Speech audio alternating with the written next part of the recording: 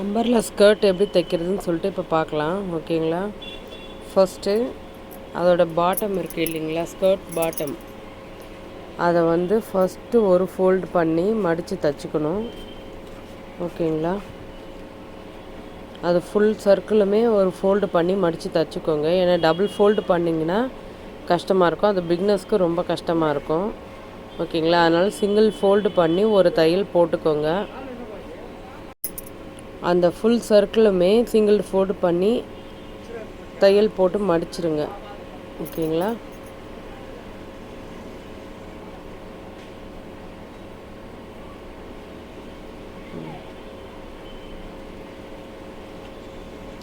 இது ஃபுல்லாக முடிச்சதும் நெக்ஸ்ட்டு அது இன்னொரு ஃபோல்டு பண்ணி தையல் போட்டுக்கோங்க. அதாவது 2 மடிப்பு, இப்போ 2வது மடிப்பு மடித்து தைச்சிக்கோங்க.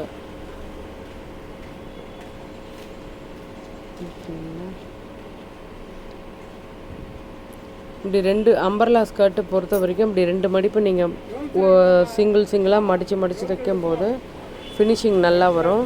டபுள் ஃபோல்டு பண்ணிங்கன்னா கஷ்டமாகவும் இருக்கும், அதே மாதிரி மடிப்பு வந்து நல்லா வராது. அதுதான், அதனால் சிங்கிளாக மடித்து தைச்சிக்கோங்க 2 தடவை ஃபுல் சர்க்கிளுமே. இந்த பட்டி பீஸில் அந்த இடத்துல டபுள் ஃபோல்டு பண்ணி மடித்து தைச்சிக்கோங்க இந்த சைடில். ஓகேங்களா? இந்த பட்டி வந்து உங்கள் இடுப்பு, நீங்கள் யாருக்கு மெஷின் பண்ணுறீங்களோ அவங்க இடுப்பு சைஸ் எடுத்துக்கோங்க. அது கூட ஒரு 2 இன்ச் எக்ஸ்ட்ரா ஆட் பண்ணிக்கோங்க. ஓகேங்களா? அப்புறம் அந்த பட்டி நீட்டாக ஜாயின் பண்ணுவோம் இல்லையா, அந்த இடத்துலையும் ஒரு ஃபோல்டு பண்ணி தைச்சிக்கோங்க. ஓகேங்களா? சைடில் மட்டும் 2 ஃபோல்டு, இங்கே ஒரு ஃபோல்டு தான் பண்ணி தைக்கணும். ஏன்னா துணியோட துணி ஜாயின் பண்ணுவோம் இல்லையா, அதுக்காக. ஒரு பக்கம் மட்டும் ஒரு ஃபோல்டு பண்ணி தைச்சிக்கோங்க, இன்னொரு பக்கம் வேண்டாம். இந்த பட்டி பீஸில் ஒரு பக்கம் மடிச்சிருக்கும், ஒரு பக்கம் மடிக்காத இருக்கும். ஓகேங்களா? மடித்து தைக்காமல் இருக்கும். அந்த மடித்து தைக்காத பக்கத்தை நம்ம இந்த ஸ்கர்ட் பாட்டோடு சேர்த்து தைக்கணும். ஓகேங்களா? இப்போ அந்த எக்ஸ்ட்ரா இருக்குது, அதை கொஞ்சம் கட் பண்ணி விட்டுடுறேன். இந்த இடுப்பு சைடில் வந்து நம்ம மேல் பாட்டத்தில் அந்த நார்மல் பாவாடைக்கெலாம் நம்ம கேப்புக்காக ஒரு 5 இன்ச்சு 6 இன்ச்சு இந்த மாதிரி நம்ம ஃபோல்டு பண்ணி தைச்சிருப்போம். அதே மாதிரி தான் இந்த ஸ்கர்ட்லேயும் பண்ணிக்கணும். ஓகேங்களா? இல்லைன்னா நமக்கு அந்த இடுப்பு வந்து ஏறாது. அந்த நார்மல் ஸ்கர்ட்டில் வந்து நம்ம அப்படியே தான் விட்டுருப்போம் கேப்பாக, ஏன்னா அது உள்ளே போகும். இது வந்து வெளியே தெரியுன்றதுனால இந்த இடத்த வந்து நீங்கள் ஒரு ஜிப் வச்சு க்ளோஸ் பண்ணிக்கலாம். ஓகேங்களா?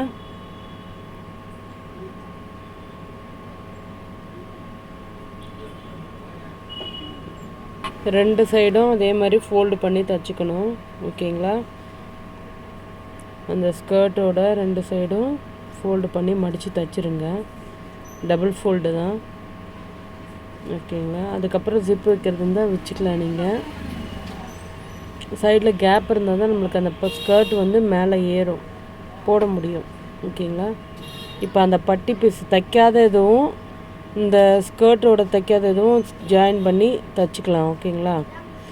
பட்டி பீஸ் இருக்கு இல்லைங்களா, அது ஒரு சைடு மட்டும்தான் நம்ம தைச்சிருப்போம், ஒரு சைடு தைச்சிருக்க மாட்டோம் ஃபோல்டு பண்ணி. ஓகேங்களா? அதுவும் மேலே ஸ்கர்ட் பாட்டோட இடுப்பு பகுதியும் சேர்த்து ஜாயின் பண்ணி தைச்சிக்கலாம்.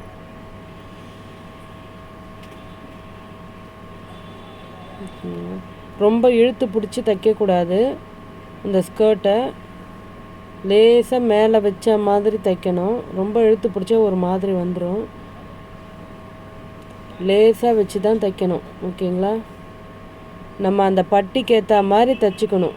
கொஞ்சம் எக்ஸஸாக வந்துச்சுன்னா அதில் கொஞ்சம் லைட்டாக ஒரு சின்ன ஃப்ளீட் வச்சுருங்க. ஓகேங்களா? இப்போ இதை மடித்து தைச்சிக்கிறேன். அதை மடித்து தைச்சிட்ட பிறகு தான் நம்ம அதை ஜாயின் பண்ணி தைக்க முடியும்.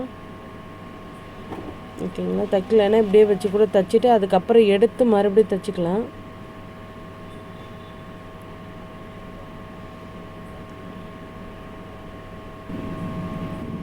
இந்த சைடு பட்டி இதுவும் நம்ம மடித்து தைச்சிக்கணும். ஓகேங்களா? ஒரு சைடு தான் நம்ம ஃபோல்டு பண்ணி தைச்சோம், இந்த சைடும் டபுள் ஃபோல்டு பண்ணி மடித்து தைச்சிக்கணும்.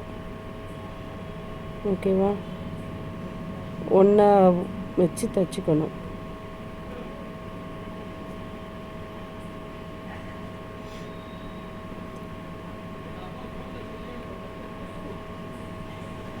ஓகேங்க. நெக்ஸ்ட்டு வந்து இப்போ நம்ம அந்த ஸ்கர்ட்டோட இடுப்பு பகுதியும் பட்டியும் ஜாயின் பண்ணி தைச்சோம் இல்லை பார்த்தீங்களா? அது வந்து நம்ம கீழே பார்த்தா மாதிரி தைக்கக்கூடாது.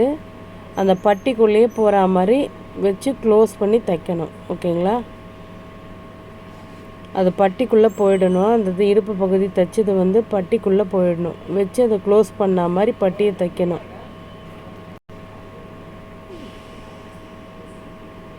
அப்படியே பார்த்துங்க. அந்த உள்ளே வச்சு தான் க்ளோஸ் பண்ணி தைக்கணும். ஓகேங்களா? வெளியே வச்சிடாதீங்க. மேலே பார்த்தா மாதிரி இருக்கணும். பட்டியை பார்த்தா மாதிரி. இப்போ தைச்சிக்கோங்க. ஃபுல்லுமே இப்போ தைச்சிக்கோங்க.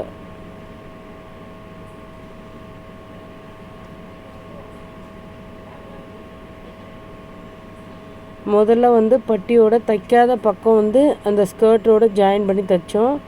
இப்போ பட்டி அந்த ஒரு சைடு மடித்து தைச்சிருக்கோம் இல்லைங்களா? அதை தான் இப்போ க்ளோஸ் பண்ணுற மாதிரி தைக்கிறோம். ஓகேங்களா? நீங்கள் முன்னாடியே தைச்சதுனால இப்போ க்ளோஸ் பண்ணி தைக்கிறதுக்கு உங்களுக்கு ஈஸியாக இருக்கும். இல்லைன்னா அது ஒரு ஃபோல்டு பண்ணிவிட்டு அதுக்கப்புறம் தைக்கும் போது கஷ்டமாக இருக்கும். அது தைக்க முடியாது. ஃபினிஷிங்கும் நல்லா வராது. அதுக்காக தான் முன்னாடியே அந்த பட்டி ஒரு சைடு மட்டும் க்ளோஸ் பண்ணி தைச்சிக்கிறது. ஓகேங்களா?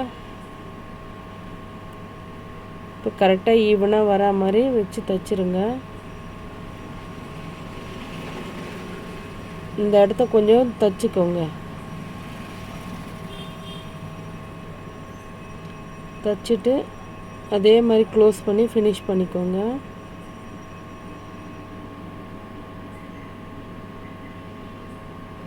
ஓகேங்களா? இப்போ ஸ்கர்ட்டோட 2 பக்கமும் ஜாயின் பண்ணி தைச்சிக்கோங்க.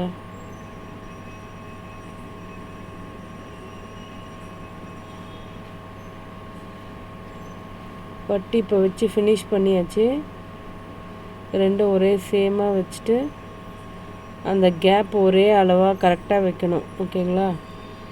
1 இன்ச்னா 1 இன்ச்சு, 2 இன்ச்சுனா 2 இன்ச்சு, அந்த மாதிரி எவ்வளோ கேப் வைக்கிறீங்களோ வச்சுட்டு மினிமம் ஒரு 3 இன்ச்சு 4 இன்ச்சு வரைக்கும் வைக்கலாம். அதை வச்சு நீங்கள் ஜிப் வச்சு க்ளோஸ் பண்ணிடலாம். ஓகேங்களா? சின்ன ஸ்கர்ட்டுன்றதுனால நான் 1 இன்ச்சு சும்மா வச்சு தைக்கிறேன். ஓகேங்களா? நீங்கள் பெரிய பெரிய ஸ்கர்ட்லாம் வந்து ஒரு நார்மல் ஜிப்பு இருக்கும் இல்லைங்களா, சின்ன சைஸு, அதை வச்சு நீங்கள் தைச்சி க்ளோஸ் பண்ணிக்கோங்க அந்த இடத்த. ஏன்னா அப்போ தான் ஸ்கர்ட் வந்து மேலே ஏறும். நமக்கு போடும்போது அது மேலே லிஃப்ட் ஆகி வரும். ஓகேங்களா? இல்லைன்னா அந்த இடுப்பு மட்டும் தைச்சோன்னா நம்மளுக்கு வந்து மேலே போடவே முடியாமல் போயிடும். அந்த கேப் இருந்தால் தான் போட முடியும். அந்த கேப்பை நீங்கள் க்ளோஸ் பண்ணுறதுக்கு ஒரு ஜிப்பு வச்சு தைச்சிருங்க. இப்போ சைடு ஜாயின் பண்ணியாச்சு. அவ்வளோதான், ஸ்கர்ட் நமக்கு ரெடி ஆகிடுச்சு. இப்போ இதுக்கு வந்து நாடா வச்சு ஃபினிஷ் பண்ணிக்கோங்க.